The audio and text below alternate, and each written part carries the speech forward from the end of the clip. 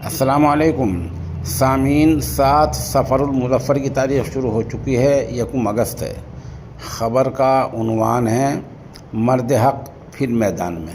معاملہ مالیگاؤں کا ہے، جہاں 2008 میں بم دھماکہ ہوا تھا، جس میں 6 لوگوں کی موت ہوئی تھی، 100 سے زیادہ زخمی ہوئے تھے اور نقصان ہوا تھا۔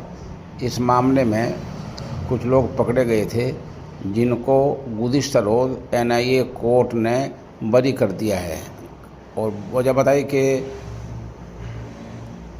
جو جرح والا فریق ہے وہ ثبوت پائے تکمیل تک نہیں پہنچا سکا ہے۔ شبے کا فائدہ دیتے ہوئے ان سب کو بری کیا جاتا ہے۔ ٹھیک ہے، عدالت کا فیصلہ ہے۔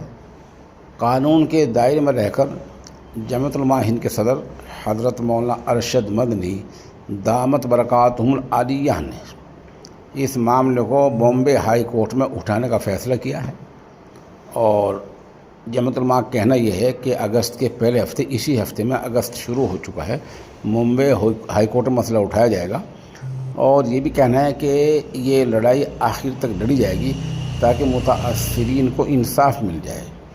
وجہ صاف ہے کہ اگر یہ بری ہیں تو پھر بم دھماکے کس نے کیے ہیں، 6 لوگ کس نے مارا ہے، زخمیوں کس نے کیا ہے، معاملہ کیا ہے، آخر پورا معاملہ دیش کے سامنے آنا چاہیے۔ اس لیے جمعیت علماء اس فیصلے کو جو ذیلی عدالت نے کیا ہے چنوتی دے گی، ہائی کورٹ میں جائے گی، اور جمعیت کے اعلان کے مطابق آخر تک اس لڑائی کو لڑا جائے گا تاکہ متاثرین کو انصاف مل سکے۔